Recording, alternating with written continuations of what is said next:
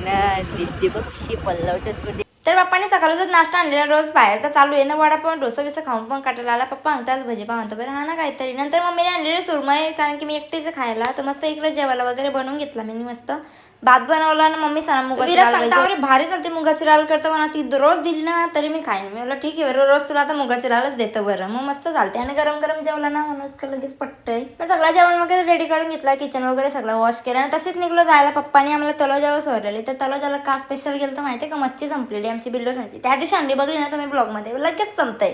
त्याला सुकट भात दिला ना का जाम पट्टा आणि रास खाताना ती. मग सुकट घेतली, बोंबी घेतल्या ना, वाकटे घेतले ना. आता सुकी मच्छी पण जरा जराशी घेऊन ठेवले, कारण की आता लागल बरं पावसाळ्यात पण यांची पण जरा सोय होईल ना.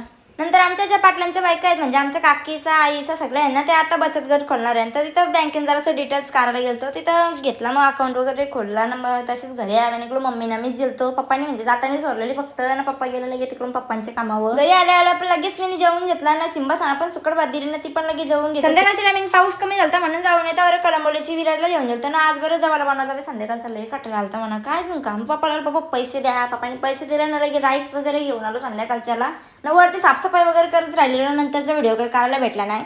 आणि इकडं बघा मी कसला भारी बनवले यार, खतरनाक वाटतंय ना.